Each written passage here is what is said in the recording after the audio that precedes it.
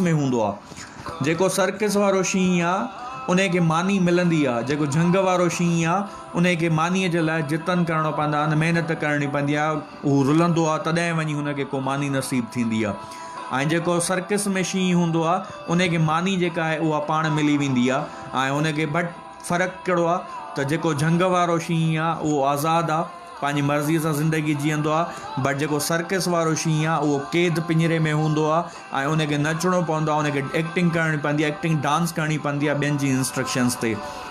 सो जिथे तव्हां safe feel कंदो मानी खपे त मानी तव्हांखे कंफर्ट ज़ोन में मिली वेंदी। जॾहिं कुझु ज़िंदगी में कुझु डिफरेंट करिणो आहे त तव्हांखे कंफर्ट ज़ोन छॾिणो पवंदो। कंफर्ट ज़ोन खे जॾहिं छॾींदो त तव्हांखे फेयर थींदो, डपु थींदो, छा कयां, माण्हू छा चवंदा, जेको आहे को डिफरेंट कमु करण ते ई माण्हू कुझु न कुझु चवंदा आहिनि ऐं टोकींदा आहिनि। उन्हनि माण्हुनि जी परवाह कंदो त पोइ तव्हां पंहिंजी असुलु पर्पज़ ॾे न वञी सघंदो। जॾहिं कंफर्ट ज़ोन छॾींदो त तव्हां फेयर ज़ोन में दाख़िलु थींदो। फेयर ज़ोन में उते तव्हांजो जेको आहे कॉन्फिडेंस लैक थींदो, कॉन्फिडेंस शेक थींदो त छा कयां, कीअं कयां, काॾे वञां। अच्छा, जॾहिं कॉन्फिडेंस शेक खे तव्हां बरक़रार रखंदो, को मसइलो कोन्हे, इहो ई पंहिंजो पाण खे मोटिवेट करे। ऐं जेको आहे उते तव्हां फेयर ज़ोन में अञा आहियूं त उते तव्हां एक्सक्यूज़िस फाइंड कंदो, का बहाना ढूंढींदो ऐं उहे बहाना तव्हांखे जेको आहे मुख़्तलिफ़ वापसि कंफर्ट ज़ोन में गिलण जी कोशिशि कंदा। चवंदा त न जेको आहे तूं निकिरी वञ इन मां, जेको आहे कंफर्ट ज़ोन खे में भला हुआसीं असां, ऐं तव्हां पंहिंजा ड्रीम्स जेके आहिनि उहे वरी गिव अप करे वरी वापसि कंफर्ट ज़ोन में दाख़िलु थी वेंदा आहियो। बट जेकॾहिं तव्हां कंफर्ट ज़ोन मां निकिता आहियो, फेयर ज़ोन में आहियो ऐं फेयर ज़ोन खे सुठे नमूने क्रॉस कयो त फेयर ज़ोन मां तव्हां दाख़िलु थींदो जेको आहे लर्निंग ज़ोन में। लर्निंग ज़ोन तव्हां जॾहिं दाख़िलु थींदो लर्निंग ज़ोन में त तव्हां मुख़्तलिफ़ चैलेंजिस खे डील करणु सिखी वेंदो। को प्रॉब्लम तव्हांखे प्रॉब्लम नज़र न ईंदो, उन जो सोल्यूशन ॾेई वेंदो।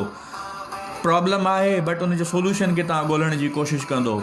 जेकॾहिं जेको आहे लर्निंग ज़ोन में तव्हां आहियो त वरी उते तव्हां नवां नवां स्किल सिखण जी कोशिशि कंदो ऐं स्किल सिखण खां पोइ पंहिंजे कंफर्ट ज़ोन खे एक्सटेंड कंदा वेंदो। तव्हां comfort zone in learning zone मां जॾहिं असां सिखी वियासीं शयूं, माण्हुनि खे डील करणु, प्रॉब्लम्स खे डील करणु, त पोइ असां दाख़िलु थींदा आहियूं ग्रोथ ज़ोन में। ग्रोथ ज़ोन में असांखे ज़िंदगी जो पर्पज़ मिलंदो आहे ऐं उन में असां पंहिंजा ख़्वाब जीअंदा आहियूं ऐं उन में असां पंहिंजा नवां नवां ॿिया गोल्स सेट कंदा आहियूं ऐं गोल्स मुख़्तलिफ़ जॻहियुनि ते मुख़्तलिफ़ सेट थींदा वेंदा आहिनि ऐं उते असां नवां नवां ऑब्जेक्टिव्स ज़िंदगीअ जे लाइ पंहिंजे लाइ सेट कंदा आहियूं। सो पाण खे कंफर्ट ज़ोन मां दाख़िलु छॾे करे दाख़िलु थियणो आहे ग्रोथ ज़ोन में।